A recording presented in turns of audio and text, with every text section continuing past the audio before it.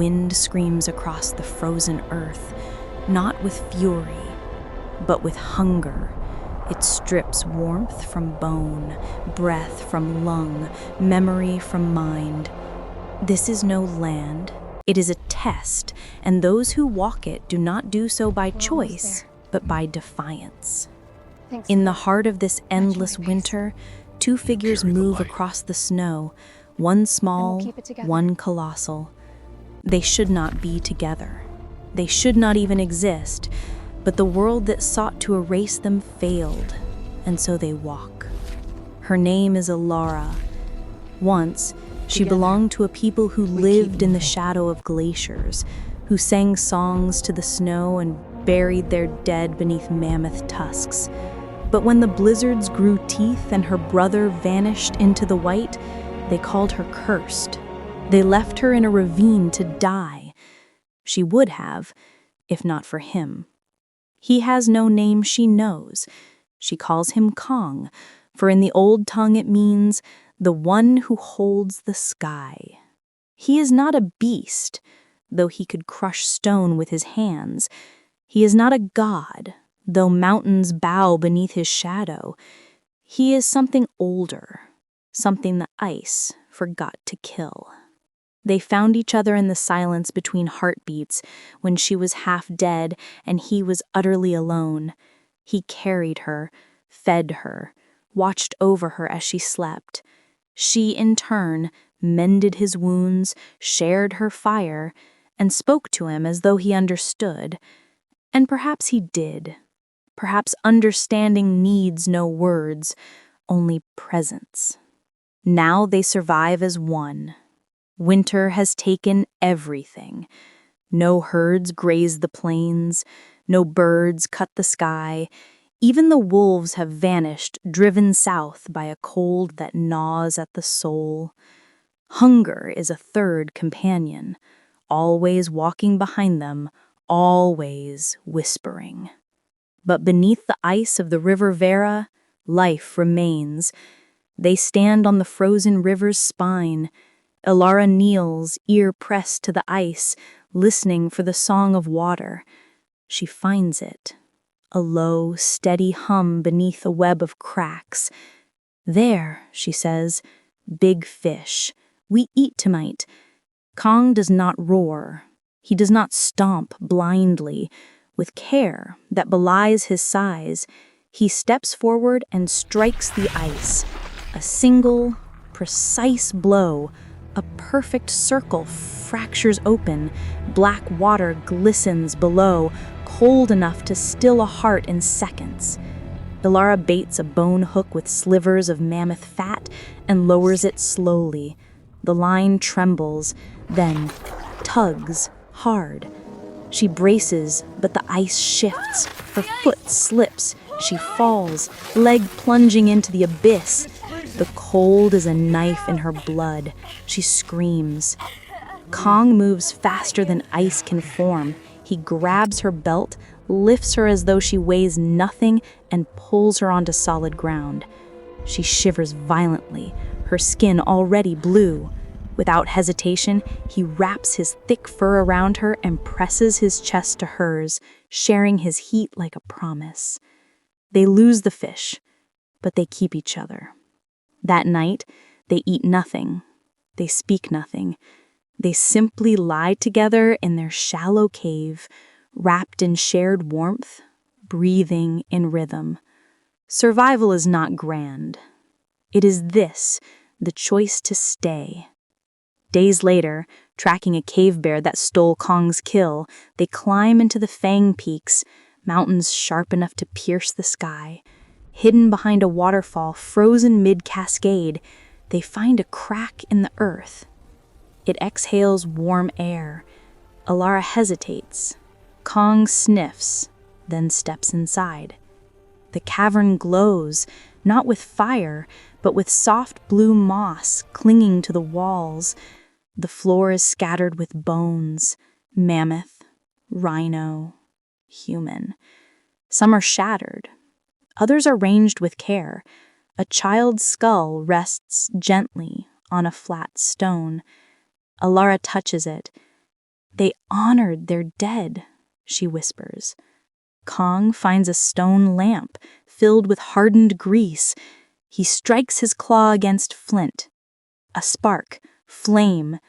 The light reveals carvings on the walls, spirals, circles, and a recurring figure. A serpent with no eyes, scales like ice, teeth that reach to the heavens.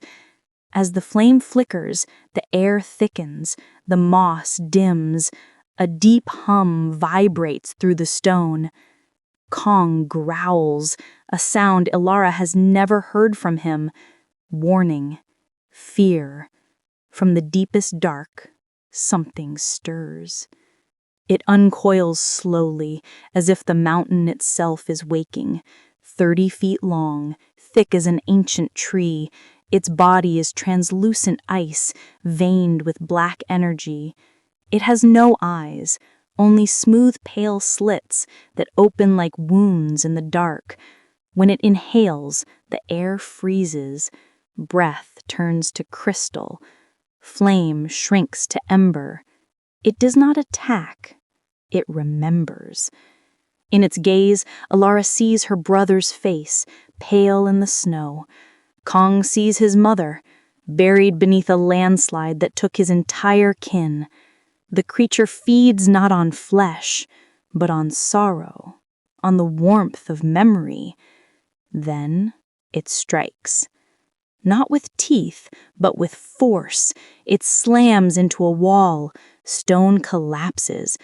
The cavern begins to die. Kong meets its fury with his own. He swings, cracks its icy hide, but the wounds seal instantly. The serpent wraps around him, crushing ribs, pinning him to the earth. Ilara grabs the burning lamp and hurls it into its maw. Blue fire erupts within its throat. It shrieks, a sound like glaciers shattering, and thrashes, toppling pillars, raining rock. Kong is pinned, bleeding, broken. Ilara sees the carvings, the spiral, the circle, the serpent drawn again and again. She understands. It fears light, but it needs darkness to live. She smears fat on moss, wraps it around bone shards, and lights them with the last ember. She throws one into the water pool. The serpent turns. She throws another into a ceiling crack. It follows. "Kong!" she screams. "Now!" With one good arm, Kong smashes the central pillar. The ceiling collapses, not on them, but on the serpent. Stone and ice bury it in a tomb of its own making. The glowing slits vanish. Silence returns. Ilara crawls to Kong. His breath is shallow. His arm is shattered. She binds his wounds with torn cloth, feeds him fat, and holds his head in her lap. He looks at her and speaks. "You saved me." She freezes. His voice is rough, like stone grinding on stone, but clear. "You remember?" she whispers. He nods. "Before the ice, I was with them." She does not ask who they were. She knows. A people lost, a world buried. She presses her forehead to his. No words, just breath. They crawl from the mountain's throat into the endless white. Kong cannot walk, so Ilara ties him to her back with sinew and carries him. Her feet bleed, her vision blurs, but she walks. For days, through blizzards, across frozen rivers, she will not let him die, and if he dies, she will not live. She finds a new cave, builds a fire from moss and fat, warms him with her body, watches as he sleeps, and for the first time in years, she sleeps too, deep, dreamless, safe. When dawn comes, weak and pale, Kong stands. He limps. He favors his broken arm, but he stands. They walk again. No food, no weapons, no map. Only each other. The land stretches before them, endless, cruel, beautiful. Snow falls softly, wind sighs through ice canyons. They are tiny against the vastness, yet they move, together. They do not conquer the ice. They do not slay the dark. They do not become legends. They simply choose to walk. And in a world that devours the weak, the lonely, the broken, that is the only victory that matters.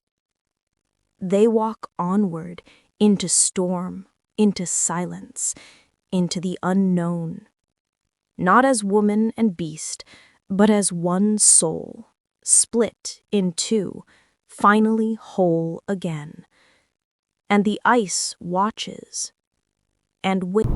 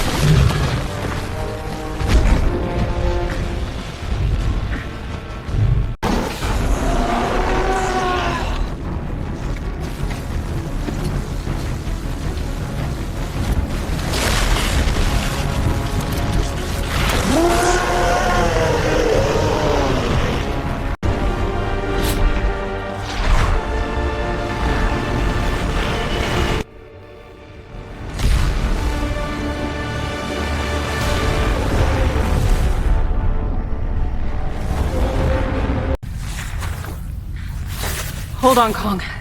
Stay with me. This has to work. Come back. Please.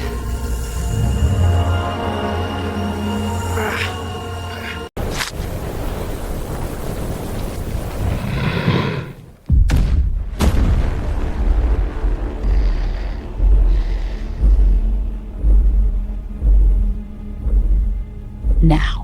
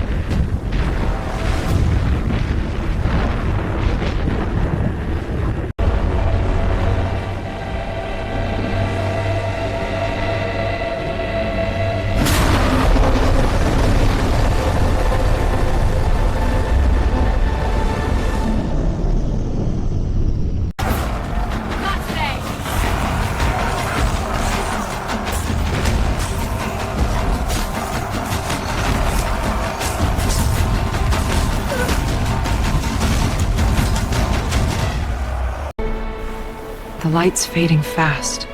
All the more reason to keep moving. You think we'll make the pass before night? If we walk like this, side by side, yeah, we will.